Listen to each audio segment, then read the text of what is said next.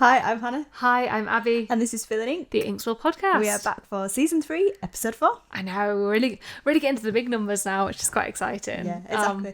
Nearly the end of season 3, and we were just kind of recouping them, weren't we? Like, there were only 7 episodes left of the entire year. Yeah, it's mad. It's also mad that, like, how much has changed since we thought this would be a good idea. But we're here and we're happy and we've spoken to great people. Yes, so there's no complaints. And we've got another great person that we're talking to today. We have going to catch up with Rio, which I'm really excited for. She has had some amazing news, which I'm sure she'll fill us in on when we're chatting. I don't think I know this amazing news. I think I sent it to you. I'm not sure. But yeah, I expect you had a lot on this summer. It's been a busy summer for you. But yeah, no, I think it's going to be an interesting episode because it's going to be something a little bit different today. Yeah. We're speaking to someone from a discipline we've not quite covered, but we will let Rio kind of introduce herself and just kind of see what we can learn from her. Yeah, it's the first time we're sort of talking about playwriting and dramaturgy, and I just feel like I've worked with Rio on a little project a while back, but she's always been so interesting. I just feel like she's like the perfect way, because we spoke to Brogan and he brought us in sort of poetry and like how he got in, and we've talked to Rose about how her journey's worked with being published and pulling Canada versus in the UK, and now we're going to something entirely different, which I feel like we haven't touched on, and maybe that's just because our circles are less playwrighty. Yeah, I could definitely agree with that. I don't really know many people who write plays, and so, but it is just as crucial an area of writing as poetry and novel writing and just story writing in general.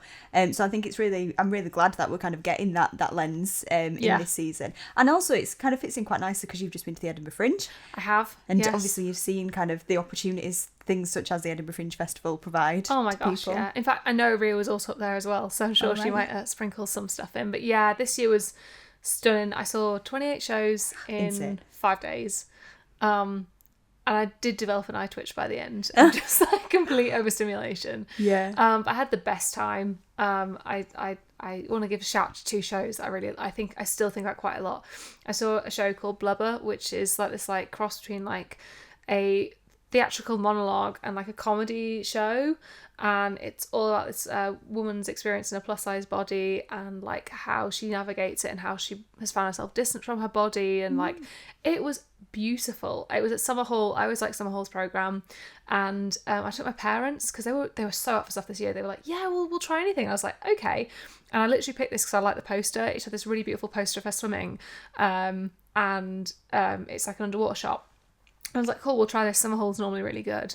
And it was amazing, and it's just really beautiful and intimate, and there was like, she had like these moments of like joy and laughter, and then this like it was quite hard hitting stuff, and it finishes with this beautiful moment. I don't want to ruin because I really want people to see this. I think you'd really enjoy it. And it was just really beautiful and intimate, and then the fire alarm went off. Oh no. And we just had this moment where like I was crying, I think my parents cried, like it was beautiful, and then we had to like go out into this like bright glorious Edinburgh sunshine. That is and gutting. like luckily she'd finished, but like it was a real like coming down to earth at this end of the show, And then I was like, yeah. Oh God. It was amazing. The second show I just want to mention is How I Learnt Swim, which I also saw at Summer Hall, and it's this amazing monologue about a black woman learning to swim after her brother goes missing in the ocean. And she held the room for an hour. This actress was incredible. I can't remember her name unfortunately, but she was stunning. And I saw these shows almost back to back on the same day. Luckily I had some circus in the middle because they were both like really beautiful, really intense experiences. And it was just like the scenery for How I Learnt Swim was amazing. Like they set up this like platform that was covered in tiles that she like jumped on and like crawled around and like jumped off, and it was just beautiful.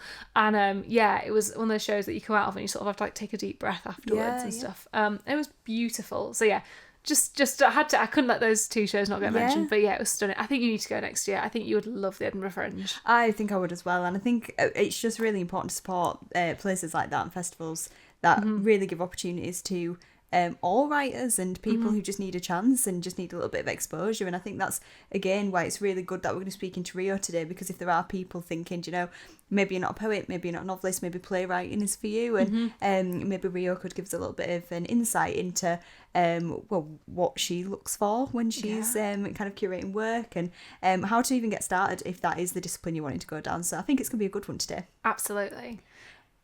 Do we want to talk about it? The elephant in the room. The creative projects. Should we just both own up and say we haven't done it? We could Is that too painful for you? Well, no, it's not. I think it's honest, isn't it? I do keep submitting work, so I feel like I've done the task that I set for you. Yes. But that wasn't the point. But you own a house now. Yeah. Congratulations. Thanks so much. You're busy with a house. Yeah, and growing babies. A child. Yeah. Babies. Well, let's just hope there's the just one in singular. there. I hope so. So you've had a load on. I think the nature of this week's creative project as well just was never going to work for me in terms of in that week, which we acknowledged last episode. Going to actually perform somewhere, I've just not had time. But I definitely have looked into some nights that I think would be quite interesting to go to, especially kind of in the Leeds Bradford area. There are lots going on in Bradford that I didn't even know about. Well, and I don't live too City far. of Culture next year. Yeah, I don't live too far from Bradford, so do you know? I've definitely looked into it. I'm now just waiting for the time to go and actually perform some work. Yeah, what about absolutely. you? Oh, I mean, I was at Edinburgh Fringe this week, so I'm not going to pretend that I had time to look for anything. I have had a couple of things show up on my social media, but they have got quite short. Like the deadlines are coming up quite soon. That's the issue. It feels like they do appear within a week of the deadline. But I do have this upcoming Friday off work, so I think I'm just going to pick one and just be like, I'm going to see what I can do in 3 hours, because they're all free to submit, and I'm just going to pick something right for 3 hours. Yeah. Maybe take a couple hours off to edit it, and then just go for it. Yeah. And just sort of throw it out in the ring. And you're going to have at least one feature in the Inkspo zine this Oh, year. yeah. That needs writing. Yeah, I definitely need to kind of think what I'm going to be submitting to that, but that's obviously in preparation for the Inkspo Festival, which is on the 21st of September. Yeah, when this comes out, it will be the following, the upcoming Saturday. Yeah, so we've that's in full swing, kind of organisation for that, isn't it? But we last year we did the Inkspo zine because I'm really passionate. You say you did. I submitted. Hannah made it amazing. But it's just really important to me that people had the opportunity to see their work in print, because I think it's just such a confidence booster. And so we're doing the exact same thing again. And the submissions this year, oh my gosh, they've blown me away. Oh, they've been brilliant. I never doubted. We've had so many. We've had loads. And I forget just how good the work is that people produce. Yeah, because people are quite private at Inkspo. Yeah. I think as well, people go home and tweak and kind of polish and edit their work. So they come to the workshops, and obviously they perform it in its rawest form, which is what we like to see. You know, we don't aim for perfection. It's all about kind of just being creative in that space. But you can tell then that they've gone home and polished it, and I just love seeing that journey, that evolution. And it's been brilliant.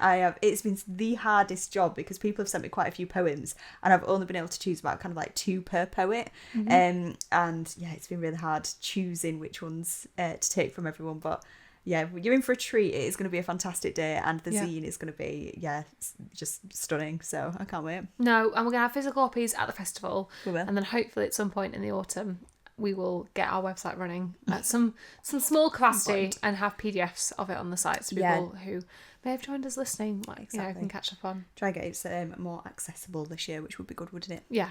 But yeah, so that's us, isn't it? That's what we've been up to.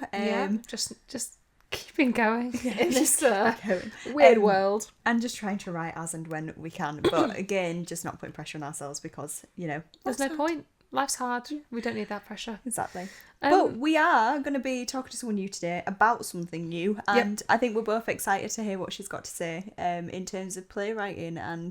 And we will let Rio introduce herself though. I'm sure she's gonna, because she's done so much, and she's a doctor as well, isn't she? She is a doctor. She's our second doctor on Spilling Ink, which I feel like is a nice number to have. Do we want to just touch slightly on playwriting and sort of what our experience of playwriting have been? Because so I met Rio for a playwriting thing, which was run by Ramps on the Moon between Sheffield Theatres and Leeds Playhouse, and basically took I think it was 10 disabled writers, 10 disabled producers, and 10 disabled directors.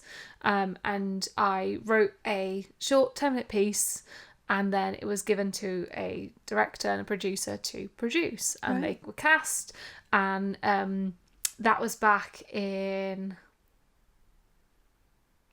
2020. No. Was it pre or post-COVID? It was post-COVID. Okay. when I was seeing my boyfriend. So I'm just trying to figure out. I think 2022. So it was like 2021 into 2022. And it was it's such a cool experience, really, really fun. Sounds amazing. It was great, and it was treated really professionally, and it felt really special because obviously COVID was such a rough time for everyone. We sort of forget how bad it was. And I just had the best time working with them, and I got and I had the piece performed at the Bramwell Rockvoid studio at Leeds Playhouse, which was very, very cool, and it was filmed, and I'm live streamed, so my nan got to watch it, which is always really lovely. And that's where I met Rio, because she is currently the furnace producer there, and that's why she's a big champion of like new work, and that's why she goes like Edinburgh Fringe. I'll let her touch on that. But since then, I've done sod all. I really enjoyed it, and then just like other things took priority. Yeah. So yeah, that's my like only foray currently into playwriting. Yeah. I mean, it's tricky. Sometimes I'll write something and in a short story or novel form, and I'll start a project and I'll think, no, this isn't right. This needs to be seen rather than read. Yeah. I've had quite a few experiences of that, and so I have actually started writing a little play because it was kind of turning into a bit of a farce, and I thought, no, this would be really interesting to actually see, on a stage instead. So I am starting to write my first play. It won't be anything. Is this one Ben's reading? Yeah, I keep getting him to read out to me. It's quite funny. But yeah, so I do write. I have kind of dabbled in this area. But again, I don't really know what I do with it when it's finished. So again, I'm intrigued to hear what Rio has to say. Yeah. But I guess I've only ever studied playwriting. I've only ever studied dramas at university. I specifically opted for a module that covered postmodern and it was both. It was just kind of like 1900s onwards, nice. And kind of went into the contemporary as well. And it was really, really interesting. I absolutely loved it. It was 2 years, and I just found it joyous because you can consume a play in 2 hours. And I just loved that kind of quick read. And I loved as well seeing how people kind of performed it on a stage in different kind of contexts, different interpretations of the same script. So yeah, I'm really interested in it, but it's not something that I've really pursued post uni. So I think it will be a really interesting conversation today. Yeah. Oh, I have no doubt it's going to be interesting. I think Rio's going to bring a lot to the table. Lovely. So should we have a quick talk about our guest today and just intro before we start chatting? Yeah, absolutely. I have Rio's bio here, so I'll read it. So Rio is the outgoing new work and learning producer at Leeds Playhouse and the incoming artistic director of Camden People's Theatre, which is the exciting news I alluded to earlier. Rio has worked as a freelance director and dramaturg for organisations including the Young Vic, Hampstead, the Bruntwood Prize, Edinburgh Traverse, Liverpool Everyman and Playhouse, and Rikkerstornen, the National Touring Theatre of Sweden. Rio has previously sat on the board of Storyhouse, a library, cinema, theatre and cultural centre in Chester. At Storyhouse, Rio chaired the Access and Inclusion Committee, which links into how I've previously met Rio. Not through Storyhouse, but something else. Rio was recently shortlisted for the Fitzcarraldo Essay Prize and is working on her debut literary non-fiction book with Janklow and Nesbitt. She has a PhD in queer theory and modernist literature from the University of Liverpool, where she founded the working groups for decolonising the curriculum and the Postgraduate Equality, Diversity and Inclusion Committee. She has shared her research at the British Library, Sorbonne University, Paris, and IULM Milan, alongside lecturing on a range of undergraduate and postgraduate courses. She's very cool. So just a very brief bio then. Gosh, that was insane. Yeah, I mean, I knew she was going to be a good guest for us. So after that, shall we go and have a chat with her? Yeah, we've got so much to unpick there. I can't wait. Let's go. Hello, Rio. Thank you so much for joining us. Hello, thank you so much for having me. No, it's an absolute pleasure. I'm so glad we had this. Obviously, we've known each other, I feel like about 2 years now, which is lovely. Yeah. Still haven't had that coffee. Still trying to get... I'll have to get with you before you leave. I've got a list in my phone, in my notes app, of about 20 names of people I have to catch up with soon. And I think it just keeps getting longer rather than shorter. It's always the way. Obviously, what I've done in bio... definitely not excruciating for you to sit there and listen to us read it to you. Especially the pronunciation. I think it makes me sound really intense. It's I don't phenomenal. think I'm actually that intense. It's just all those achievements. I mean, like the intensity is fine. You know, if I had done all that stuff, I'd be wanting to kind of sing and dance about it. So please, don't worry about it. Well, it's just, we just love getting people on the podcast who have just done so many amazing things. Like, I'm just in awe of people like you. So I just can't wait to hear about some of these achievements today. I'm excited. Yeah, it also helps that you're very just kind, fabulously kind as well to be around. So it's really nice to have you. Thanks, mate. It's all right. I'm too nice to you. You're here on my. I wasn't going to shit on you on my podcast, was I? And she's awful. And she's such a nightmare. Lucky Pete Camden's. It's all coming out now. Yeah. It's all coming out of the woodwork. So while we did just read your bio, I think there's sort of a real fun in getting people to introduce themselves as well. I think it gives us a little bit more of a sort of flavour to you as a person. So if you're happy to kind of sort of touch on who you are and what you do, and give us the Rio show. So I'm Rio. I work kind of across theatre and literature with a bunch of different hats. Primarily, I would say I identify as a dramaturg. That's my craft. And what I mean by that is somebody who helps with the engineering and the philosophy of stories. I primarily do that in theatre. So in my current role, supporting all of the new plays and new artists at Leeds Playhouse. That's exactly what I'm going to be doing in my new role at Camden People's Theatre. And then I also do bits of teaching and my own writing, but everything for me comes back to stories. And stories come back to human connection. That's what it's all about for me, are those little moments when you go, oh my God, me too. Yeah. You know, that feeling, that moment, and you're like, God, I'm not alone in the universe. Thank God someone else has lived that. Everything comes back to that for me.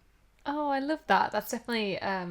I think a value we both share, and what we try and do with Inkspill is like connection and trying to not curate a community, but like engage a community, and have grown that. So it's nice to sort of hear that reflected back. Yeah, and I think there's something about feeling seen through literature, isn't there? It's such an empowering thing, and that's definitely the feedback we get from Inkspill a lot. When someone really captures that exact emotion you were feeling before you even knew you were feeling it, there's something really special about that, isn't there? Exactly that. That's exactly it. Yeah, lovely stuff. Just to, because we mentioned it in the intro before we sat chatting to you, I've been saying to my friends this year, I know you have, and I very boldly took the moment to recommend 2 shows, which were Blubber and How I Learnt to Swim from Summer. Yeah, they were so good, stunning. Took my parents as well. My parents loved it, which was great. Their first time at Summer Hall, and they were like really into it. I just want to ask, and it's slightly off-piste, is there any show, if you had to recommend one show from your time this year? Only one. Impossible question. Oh my God, that's so hard. It's so hard because there were so many that I loved for different reasons. I'm probably going to shout out Shit Theatre and their show, Or What's Left of Us. I think that is the one that will stay with me the longest. It was just such a kind of beautiful, vulnerable, truthful exploration of grief, but also love and friendship. And it was one of those, you know, you sort of slightly lose time at the Fringe and you come out at 4 p.m. absolutely sobbing and like a little bit pissed, and like you're in love with everybody that's been in that space with you. It was a really special show. Oh, good. Okay, I'll keep an eye out for that. Maybe that'll be around soon that I can go catch it. Lovely stuff. First of all, could you talk us through your role at Leeds Playhouse, which I know is obviously, you said it's going to kind of expand this new kind of job you've got, but what is your role? What is kind of day-to-day life as you So it's a bit of a sort of Frankenstein's monster of a job, I always say. So it's sort of a mush together of what used to be a new works producer and a literary associate and an artist development person. And I sort of do bits of all of those things. So a lot of my work revolves around the studio programming. We're really lucky at Leeds Playhouse to have a beautiful new studio space. And so I program all of the work in there, which also often involves kind of supporting the development of that work, whether that's creatively supporting local artists, helping write funding applications, helping put together, connecting brilliant people. So a lot of my time is doing that. I also look after our commissioned writers. So the plays that we commission for all of our theatre spaces, all 3 of them, also our touring work that we commission. I look after those writers, again, kind of contractually, pastorally, creatively, in all the ways. I try and do a lot of, I suppose, things like this, which are hoping to kind of demystify how to get into theatre and how to get a play made. I have a lot of cups of coffee, a lot of Zoom calls.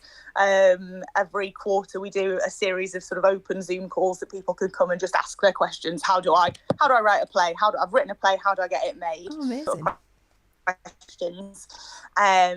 And then for the last couple of years, I've taught on the MA in dramaturgy, which is a partnership that we've got with Leeds Conservatoire, which has just been the most brilliant and nourishing experience. I've learned so much from doing it. A bit of all of those things. Yeah. It sounds fantastic. It sounds like very fulfilling and very sort of fingers in all the pies, but for all the best reasons, which is good.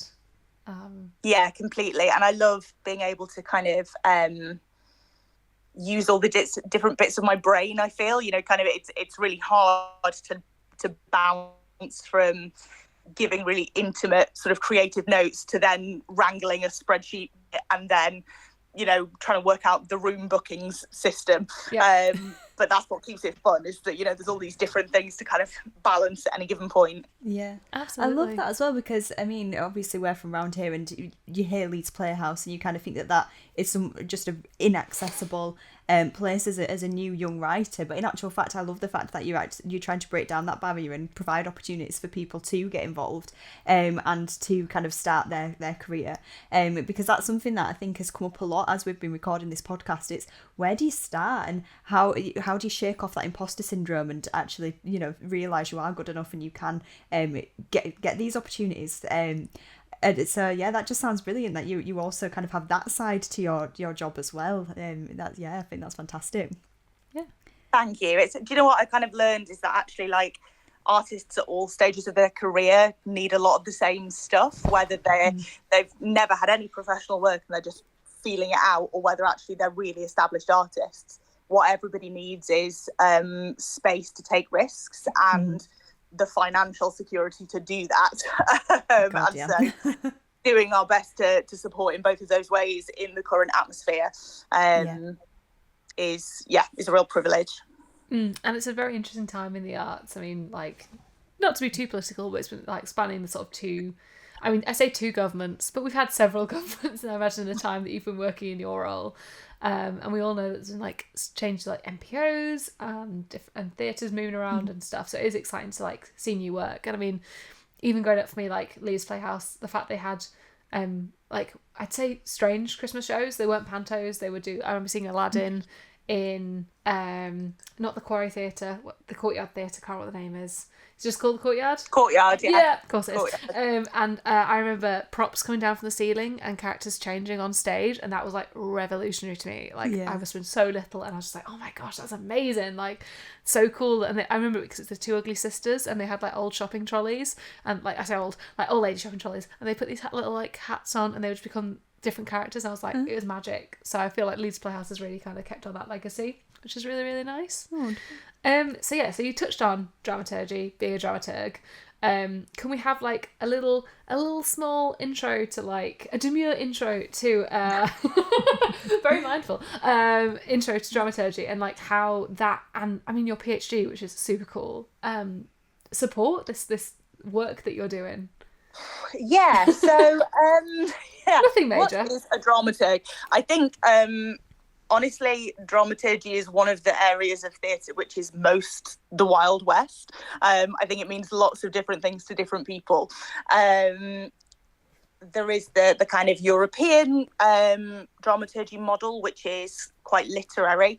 And so what that means in practice is having, I guess, an editorial relationship with a writer, feeding back on drafts. A lot of it being based within a building, is kind of being the funnel, I guess, that tries to pull together, you know, whenever we commission a play, it has to be first and foremost something that we're really creatively excited about, that feels really urgent, feels really specific to the city of Leeds. But then there's all of this kind of practical stuff that fits around it in terms of, you know, maybe the writer really wants it to be 8 actors, but we can only afford 6. And then there's a, you know, a kind of creative solution we have to find to that very practical problem.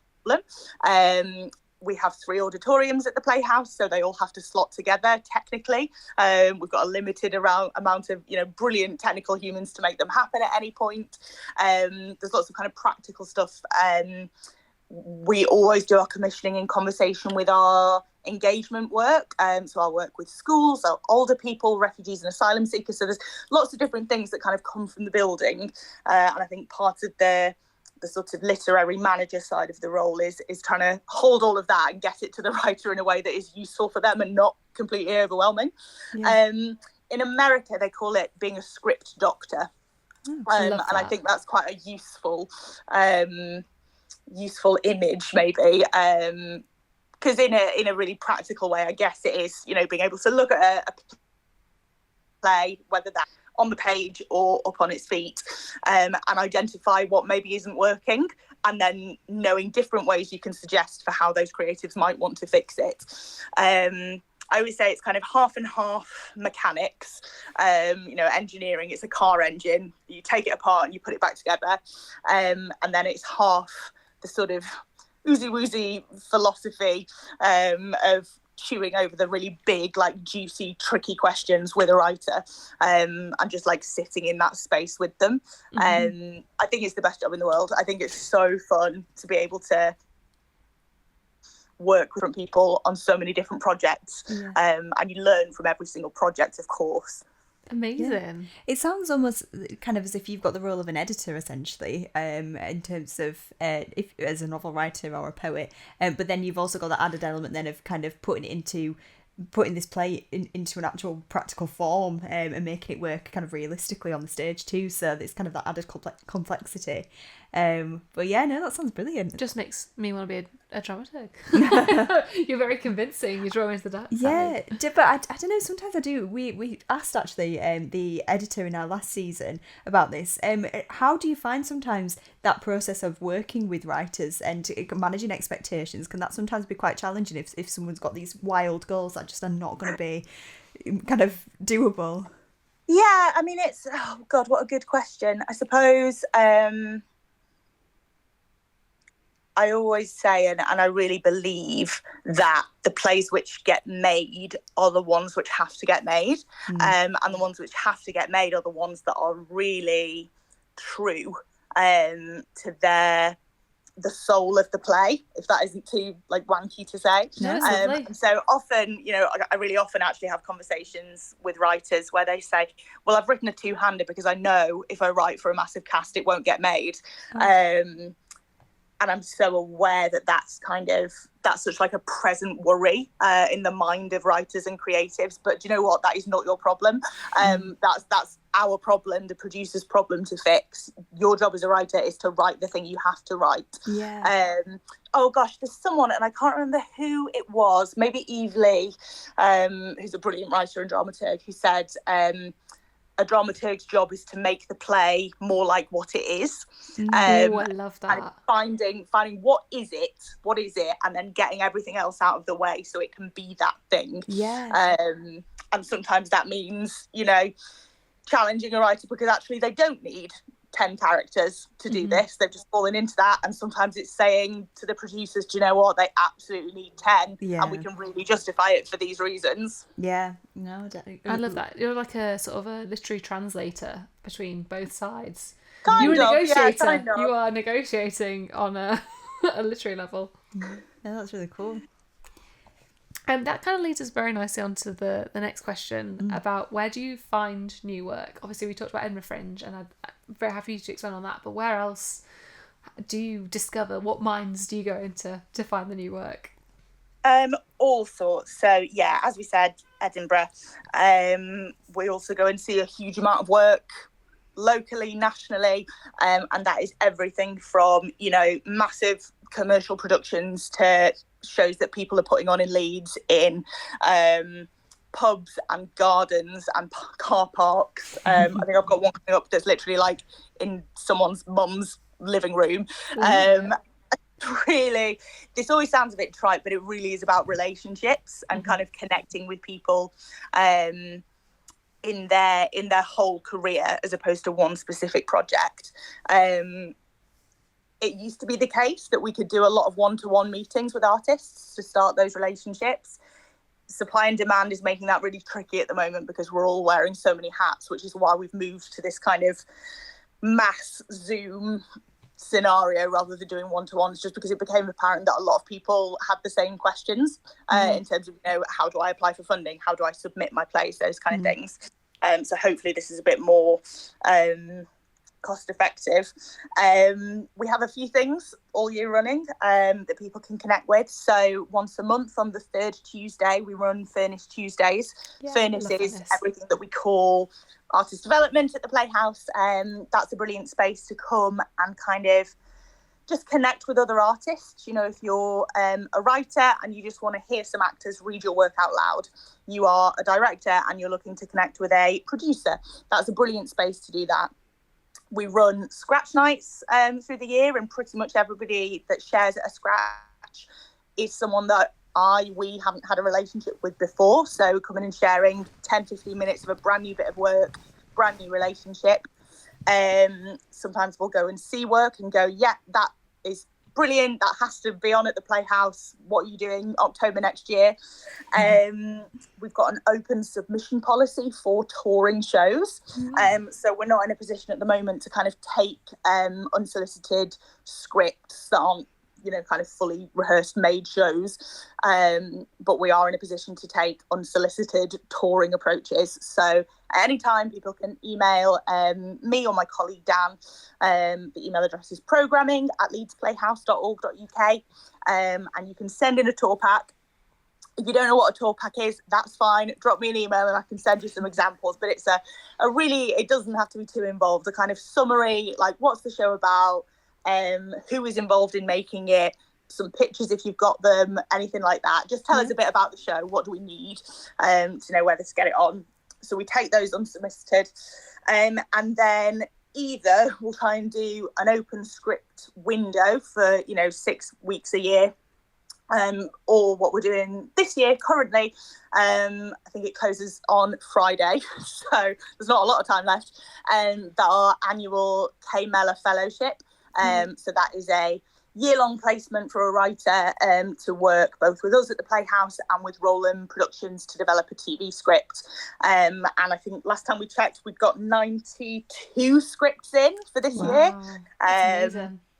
It's amazing, and it's so sad that we can only ever pick one. But, you know, a lot of those writers we do then try and go on and have relationships with in other ways. So the best way always to kind of get in touch, I say, is to sign up to the newsletter. If you go to the Leeds Playhouse website, click on the For Artists tab, scroll down and click sign up to the newsletter. They don't go very often because I'm rubbish at keeping on top of it. It'll be about every 8 to 9 weeks you'll get an email and it'll just say, this is what's coming up, these are the workshops, these are the courses, these are the things you can apply for, bum, bum, bum. So I would say that's the best way to stay in touch with everything, is sign up to that newsletter. Yeah, brilliant. I love that. That's really, really interesting. It is. It sounds very similar as well to kind of the background that we come from in terms of submitting poetry and writing. So yeah, that sounds like a similar kind of process. Sounds like there are far more opportunities in this discipline than I realised as well, actually. So that is really good to know. Yeah, definitely. How do you decide then what work to progress? So what are you looking for in a new playwright's work that shows that they've got the potential, kind of thing? A brilliant but really difficult question. So I would say there's kind of strategic priorities. Those priorities are around supporting local artists, so writers, directors, etc., who are based in West Yorkshire.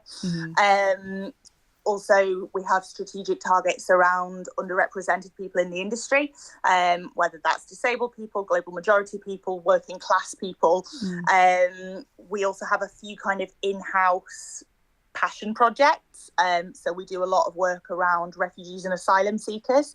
Leeds Playhouse was the first ever theatre of sanctuary. So we're always really excited for work that is kind of really deeply and genuinely in conversation with that community. That idea of, nothing for us without us. The Playhouse was also the first place to do relaxed and dementia-friendly performances. So one of the shows that we've most recently commissioned and are producing is a show that is in conversation with our dementia work. And then we've also got a kind of renewed commitment in the last couple of years to programming more family work, work for families and under 10s. So all of those things tick boxes. But more broadly, we're very lucky to have 3 very different stages. The Quarry is a 750-seat thrust, or you can put it in the round and then it's about 1,000. We've got the Courtyard Theatre, which is a 450-ish seater proscenium arch. And then we've got the Studio, which is between 20 and 100, 120 seats, depending on how you set it up. Yeah. We also do a community tour every year that goes around car parks and working men's clubs and primary schools. So across those 4 different stages, we can commission a really huge kind of range of work in terms of scale, how commercial it is, how experimental it is. We're very lucky. I would say the thing that really runs through all of our work, and it's taken me a long time to find the words for this, but I think it's a warmth. I think across all of the styles and all of the scales that we commission, every play that we're excited about has a real warmth and a real heart to it. And that doesn't mean that it can't be intense and scary and interrogative and political and all of those things, but it's got to have heart and soul at the bottom. I think that's what makes something a Leeds Playhouse play for me. That's a really good answer. Yeah, that's really, really lush. And I mean, like I say, it definitely, in my opinion, reflects the programme I've seen at Leeds Playhouse over the years. It's always a good show. It was always very sad when it closed for refurbishment. It's now reopened, but it was worth it. It looks a very nice building. I think that leads us really nicely into our next question, which was, what was your top tip for playwrights looking to get their work seen by producers like yourself? How do you sort of stand out in what we anticipate to be quite a saturated market? Do you know what? This is such a boring answer, but I would say inviting us with plenty of notice.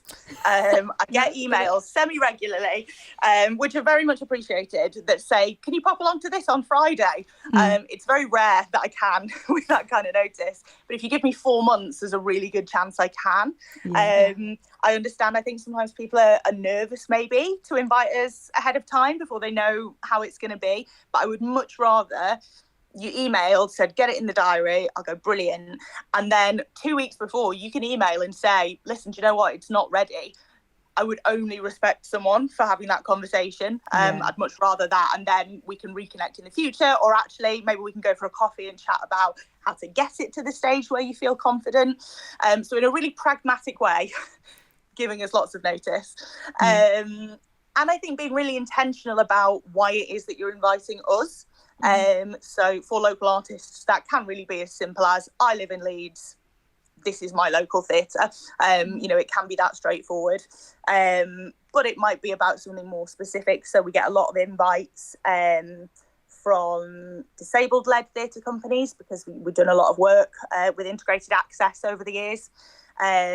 We get a lot of invitations we've started getting more studio invitations actually in the last few years, since the studio programming has been more of a thing. So that's been really exciting. But sometimes, and I totally understand why, it's because everybody's overworked and underpaid, particularly freelancers. But sometimes you can really tell it's a copy and paste that has gone to 60 different theatres. And I totally, I only have respect for that. But I would say if there's a real reason you want us to come, then say that. That's really helpful for us to know actually why you think it's a good fit for this theatre.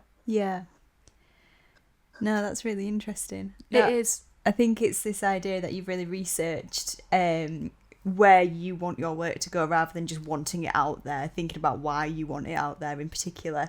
Because I think so often we produce something, don't we, and we're so excited about it, we just want it to be out there, but in actual fact, is it going to the places it needs to go? And I think that's a really good piece of advice. And sometimes, like, it's not even that the play isn't right for us, it's that we're not right for the play. Yeah. You know, it's one of the brilliant things about a massive organisation. I would say it's like a big ship, so you can carry lots with you, but it's bloody slow to turn. And sometimes the play needs to be on like a little boat that can go nip, nip, nip and get out there. It's very hard for us to make a play in less than 3 years. And sometimes plays need to happen now. And there are brilliant venues across Leeds and further across Yorkshire who can do that much better than we can. There are venues that do amazing work around dance that we simply can't do, around live art. So as much as anything, it's about finding the venue that is going to really serve the work, I think. Yeah, I love that. I hadn't even realised the timeline for a play at Leeds Playhouse could be 3 years. That feels 3 years is optimistic. Wow. I think the longest that I can think of, from commission to production, there's definitely 10 years. I think there might be one that's been on there for 12. And those are big musicals. Big complicated musicals, and of course we had COVID in the middle, which added another couple of years to everything. But I would say 3 years is the absolute minimum that you're looking at between commissioning and producing a play. That's crazy. I never would have thought of that. No, that's so interesting, because I know you've seen it as well. Just to mention, Sahema Manzoor Khan, her play at Peanut Butter and Blueberries is obviously down at the Kiln Theatre in London, and I mean, someone who I met her back at the sort of start of the year, like, it just feels like, it just sprung up. And I guess naively I was like, I'm sure it's been worked on, but I'm like, that gives me a bit of a concept of like how long that must have been in the works. Not even just... Yeah, totally. And I imagine that's a project that has shifted a lot over the years. And, Sahima is an incredible writer, who is just so mind-blowingly good at her craft. I don't know what the timeline of that show is. Kiln is probably slightly more agile than we are. They can probably turn things around a bit quicker than us. But I imagine it's been a while. Yeah. Oh, that's super, super interesting. I guess that also, I mean, I hope people listening, I don't know about you, but definitely for me, it takes pressure off of just like these things take time. I think we forget sometimes that like, I don't know about you, but I feel we both share sometimes that we feel we have to do it now. We have to get this done now. There's an urgency to like getting things out there, and actually these things do have to like ferment and take time and run through the right processes to get to the place you want it to be. So very reassuring. Hannah, would you like to take the penultimate question? Yeah. So this one's I'm quite interested in this in terms of other producers. What's your top tip for other producers who are looking to discover and develop work?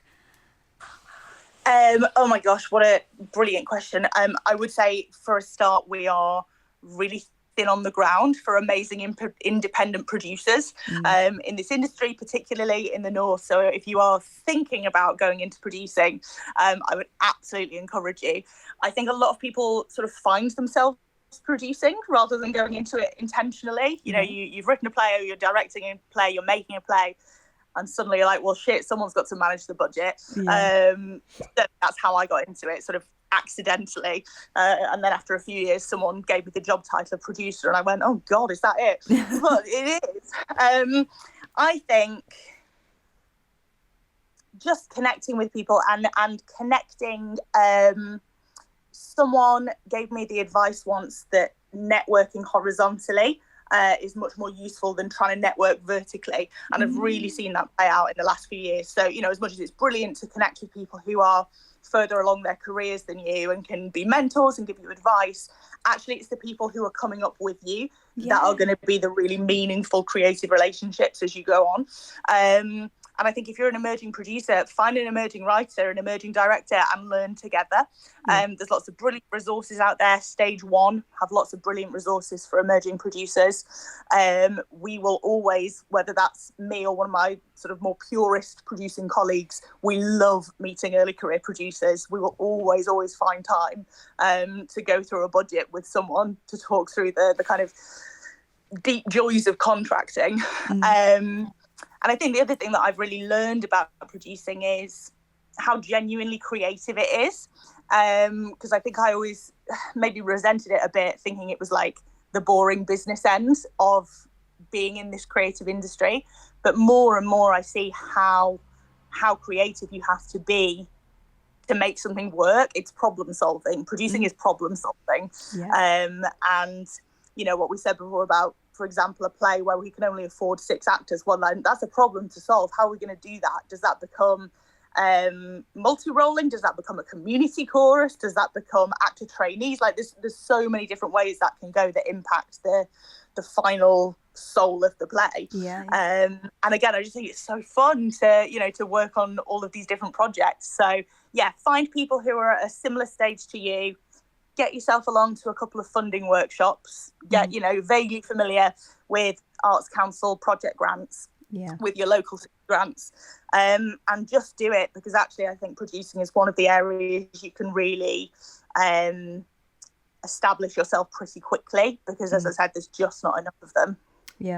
So I mean, coming through in this conversation, it sounds like a huge part of this is connection and getting out into community and connecting with people, especially if you are going to kind of end up being in some kind of relationship with that person for a minimum of 3 years. You need to make sure that you kind of get it right, don't you? So yeah, connection and community definitely seems to be the key words of today. I love that's the dream. That's the dream. It does, sometimes it's tricky. There's lots of barriers along the way for everybody, and again, particularly for freelance artists. But when it works its best, that's how it feels. No, I love that. I think also the networking horizontally. Oh, I love that. Super important. I think especially as writers also, like that fostering that sense of community and that sense of like network and support on your own level, and not constantly trying to be pushing it higher and higher, and just appreciating who surrounds you. I think that people have a misunderstood kind of perception of networking as it being an opportunity to kind of grab higher and things.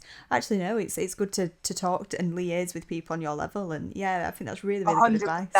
100%, and really genuinely finding the people that you have something to offer to, as much as trying to find the people who you can help. There are, I say we can't do unsolicited script submissions throughout the year, because we just get inundated with genuinely hundreds and hundreds of scripts. That means there's hundreds and hundreds of writers in Yorkshire looking for people to read their scripts and chat about it. And so those people can find each other and pair up and support each other. That I think is how we're actually going to sort of push through. And how you find, networking is such a gross word, isn't it? It's just about making mates. Like sometimes I say sort of as a bit of a joke, like my job is just being a professional mate, and trying not to be weird about that. Obviously there have to be some professional boundaries, but like really it is just chatting with people and like getting excited about the things they're excited about and connecting them with other cool people. I love that. I do. No, that's fab. Before I ask you the last question, I just want to say thank you for your time, Rio. Obviously, this has been... Oh, it's a pleasure. No, you can tell, I think this is just the best job in the best industry in the world. You really can tell. Just speaking to you, the joy that you can just tell it brings you. It's been a really, inspiring conversation. We were both touched on this before, because we're saying we hadn't talked about playwriting much previously in the podcast. We mainly had novelists and poets in, which has been lovely. And we both touched on ourselves, like how you're writing a play currently that you're sort of reading through with your husband and like having that. And I was saying that the reason we know each other is for the Ramps and the Moon project. How I enjoyed that so much, and I'm so glad of what I created. And then I just stopped. And I don't know about you, Han, but I definitely feel a bit reinvigorated to I get back on. You just forget that these opportunities are out there, and this is an example of almost like networking, isn't it? Without conversation, you don't realise what's going on. I was speaking to a friend of mine on the phone the other day, who we were like, so my friend Igor, who we did an Edinburgh play together, I think either 10 or 11 years ago. And it was so bad. Both kind of creatively, we were both so early on in our craft. Also the logistics of it, we were in so much debt at the end of it. We were playing to genuinely audiences of 1 and 2 people, kind of coppering up to taking the box office to buy a bottle of Lidl own brand rum to go out on the Friday. It was so bleak. And then a couple of years ago, Igor won the Olivier for Best New Playwright. And I've got this amazing, exciting new job at Camden People's Theatre, which I just feel so blessed about. And and that's what I mean, I think, by like horizontal networking. 10 years ago, we were both sort of no one, but we just liked each other's energy, and we both wanted to make something together. And now I joke that he's incredibly useful to me. Like, I'm totally using him now to get these cool things. But it was really born of, we were just two people who quite fancied making a little play together, and performed it in a pub. Amazing. That is the joy then with Fringe. I mean, I know there's so many layers to the Fringe. There's a lot of like inaccessibility to it, and difficulties and privilege. But there are those moments where you have those memories for you, all those experiences, and you're just like, this is it. Like, I call it a pilgrimage every year for myself. Like, I'm just like, even when I've been working like marketing jobs that aren't as creative, I'm just like, this is where the sort of moment is, and it's brilliant. So I love that connection for you as well. That kind of like 10 years to come to fruition, but it has. Yeah, and we've been very lucky. Yeah. No, that's amazing. Our last question, we saved the most painful for last, because we really like to punish our guests who give up their time to join us on the podcast. Is, what is your favourite book? My favourite book. God, that is such a difficult question. Yep. This is the average response. Yeah, of course it is. Of course. Okay, I'm gonna answer, and this is such a pretentious, wanky answer, and I know it is. I know, okay, but I'm gonna tell you why. So, my favourite book, and it sounds like I'm not telling the truth, is Ulysses by James Joyce. Oh wow! Like, very, very nearly. I love it for two reasons. I love it because it is this kind of beautiful testament to what humans can do with art. Like, it's pointless, right? It's pointless for this man to have written this ridiculously impenetrable, complex book. But I think it's like the climbing Mount Everest of literature, in that there's no reason for us to climb mountains. It's actually kind of dangerous.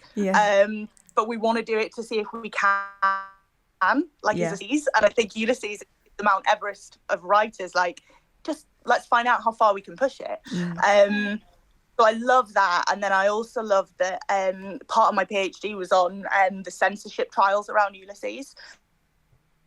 And I ended up going really deep into the network of editors and publishers and patrons who kind of supported it.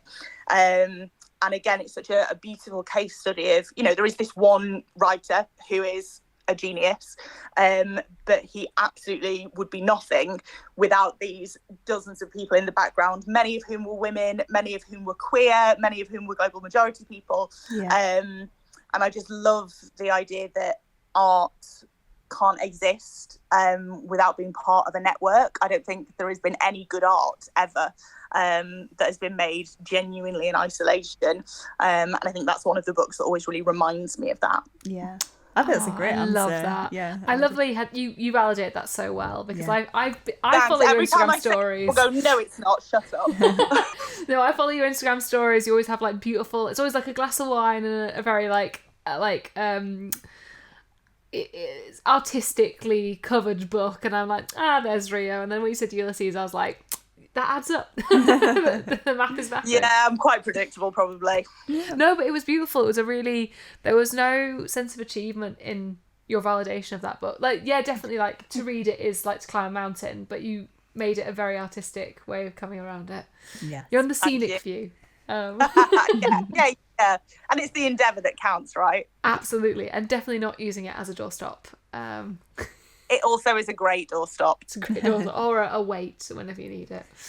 But yeah, thank you so much for joining us, Rio. It really has been a pleasure. It's been really fun. I'm really glad. It's been really interesting. A really good conversation. I've really enjoyed today. Thank you so much. Yeah, thank you so much for your time.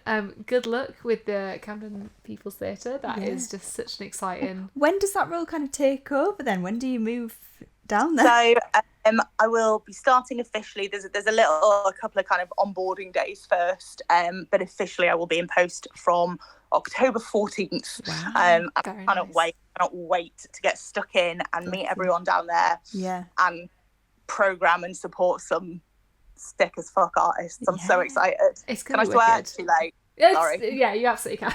You commit to the bit. I love it. No, Camden is very lucky to have you. I think it's I'm sure whoever comes into your post after you will be as stunning, but it is a loss for the North. You'll come back. You're not going to be down there forever. Well, my parents live up here, so they'll be dragging me back one way or another. Yeah, exactly. Right. No, it's an amazing Rio. Thank you so much. Good luck, and I hope we'll see you again soon. Absolutely. Thanks. Thank you. Thank Bye. you. Bye. Lovely to see you.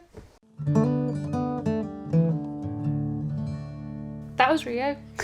That was Rio. that was like Rio distilled into like, I'm not sure how well I did that in interview, but like that period of time, that moment. Yeah. And I just, what an insightful conversation as well. I think the thing that really shocked me about that conversation is just how much Rio has done for the community here in West Yorkshire. Amazing. And the opportunities that she's kind of given people, and how much she really just seems to genuinely care. Yes. She personally goes out and meets new writers and watches new plays to give people opportunities, and I didn't realise there were people who did that. That's insane. I know. I mean, like I mentioned in the interview, I was just like, I just feel like I want to do her job now. Like, not her job, but like I want to go and do that and be that and enjoy that, because she just makes it feel both like aspirational and important, and urgent was a word she used, I believe, but also like doable. That's exactly it. I think the issue that I found so far in my writing career is it feels very inaccessible. It feels like you're chasing people, you're just trying to get your voice You're heard. desperate when you shouldn't feel that way. Exactly. And so you feel like you're having to beg people, you feel guilty asking people to read your work. Whereas in actual fact, I just got from Rio that she loves this so much. It's, she lives and breathes it, that in actual fact it's just a joy to her. And that I don't get that in the writing industry in terms of novel writing. It really feels like you send things to literary agents and you feel guilty about it. Like, I'm sorry for bothering you. Could you read my book? Is that all right? I think it's quite good. Yeah, and I do. I just, that entire conversation just radiated that positivity. And I wish we had a little bit of that in some of the other disciplines, to be honest. I mean, I totally agree, and there's definitely an argument for like, be the change you wish to see and stuff. But Maybe like, I'll do it. Maybe I will be the one who reads everyone's books and says, look, I have no authority here, but that's really good. Like, maybe that's what you need to do. You need to make yourself authority. Indie publisher or something. We are busy. Next year. When did you become me? And you're being like, this is fine. I'm like, Hannah, maybe we don't. You'll have a child. He can be the editor. He can be the literary agent that you can like converse with. But yeah, it just felt like a really joyful thing, and it's like, I'm so excited for like Camden People's Theatre. Obviously know what they're getting, like they are so lucky, but it is a loss for us up here in North. But I'm hoping in that will grow. And I'm sure Rio has definitely invested in pools of people that talent and that energy will stay and thrive. So, but yeah, just super exciting and just really nice to have someone look at stuff with plays and theatre and performance and talk about that. And I don't know about you, but I'll definitely be looking for her Edinburgh Fringe recommendation if that comes anywhere local. Yeah, definitely. And I'll be really interested to see just kind of what she starts to put into action down in London in her new role. Yeah. It's exciting. We'll definitely be sharing stuff on the Equal Socials. So what can we take from our chat with Rio about and apply to our creative projects? Yeah. I feel like she's very similar to the interview we had with Adrian, where it felt like hers was more like a Q&A, but they both felt like really good specialists in what they want to talk about. Do you know what I mean? It was really beautiful to listen to them. I think one of the things that I felt really inspired to do after that conversation is take maybe some existing work and try have a play about with it in a drama. Try and make it into a play. Yeah, well, things I didn't want to repeat myself, but I was like, how can I say this? Make it into a drama? Yeah, have a play about with a play. So maybe taking a short story or taking a poem and seeing if I could put it into a drama, create a play out of it instead. Just because it kind of seemed quite a little bit of an industry that seemed inaccessible to me, but in actual fact, it seems like that's something that could provide maybe some new opportunities. If I feel like writing novels and poems, if I'm getting a bit stalled with that, maybe that's an area that I could branch into. Yeah, well, it's interesting. So I don't know if I've mentioned it in the last episode, I've joined Write Club with you and Gareth and some of our friends from Inkspill and some new friends, which has been really nice for me.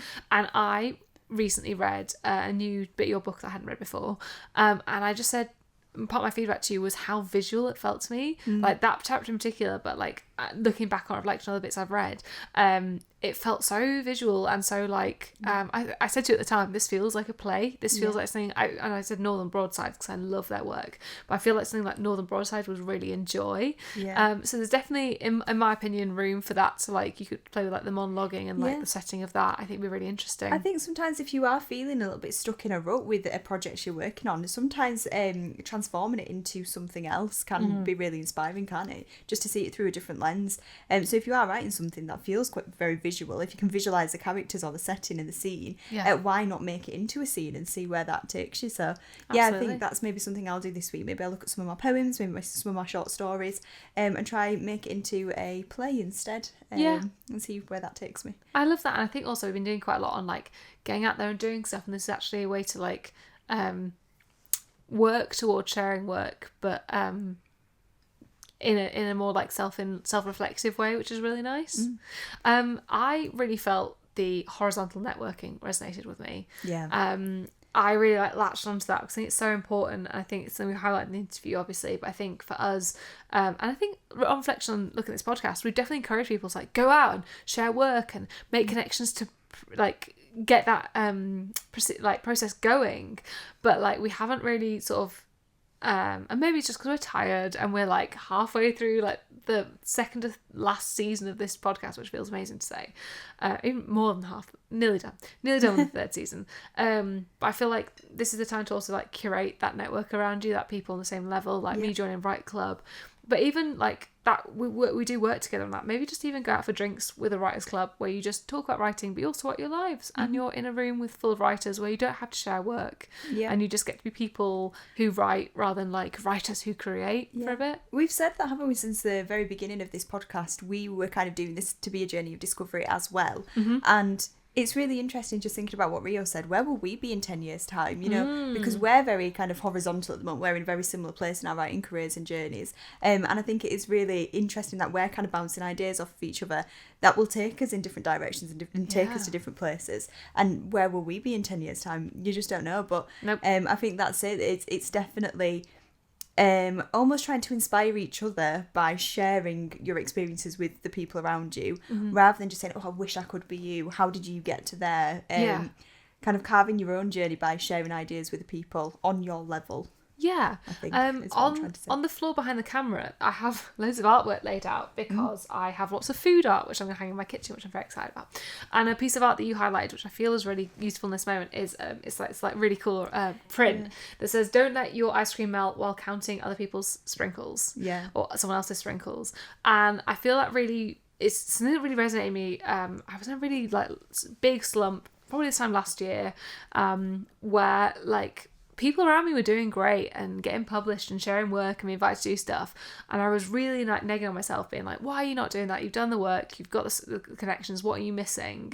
And I actually hung that piece by my mirror because I was just getting really negative, and it was just ruining like all these beautiful experiences I was having. And I really need that reminder of like, we are all exactly where we need to be, and like we are, you know, there's always more work to be published or shared or edited or written or watched. Like there's always more you can do, but actually there's a really like nice kindness that we can offer ourselves, in that we just need to accept that we are where we are, and like aspirations are good, but actually it's okay to just be all right with where you are. I think horizontal networking leans into that, just being able to like create a community where there can be exchanges of like work and stuff at times, but there's also times just be like still and just enjoy being together. Definitely. I completely agree. Some of my favourite conversations have come from this podcast, where you just get to sit back and listen to somebody else's experiences and journeys, and I think that's exactly it, rather than constantly just trying to one up. It's really nice to just chat with people and be like, what are you working on, how are things going with you, and just to talk about writing as well can be just really inspirational. We always say we come away from every episode feeling inspired, don't we? 100%. So it is all about, I mean, what we're talking about in the interview, it's all about communication, and being open with that communication, and not forgetting to check in with yourself and how far you've come, rather than just constantly looking out at everyone else and being like, I want to speak to them because they've achieved this and I want to do that as well. And seeing networking as a way of building a community rather than climbing a ladder. Well, even on reflection for us, like we've alluded to a lot in this, like especially this season, how hard this year's been, how difficult it's been. And I think there's definitely been moments that maybe, I mean, I probably haven't confessed to you or you to me, but I think there's been moments where we were like, we're not going to be able to finish this podcast. Like, we're not able to do this. And like, it has been hard work. It's been, we'll hold our hands up, a lot harder than we anticipated. And we're very lucky to have like both of us making the time, our guests making the time, Alex, our editor, making the time to edit and all that. But actually we're here, we're like almost at the end of season 3. As we said earlier, we've only got 7 episodes left, this being number 7, so after this we have 6. Like, it's gonna come round really fast.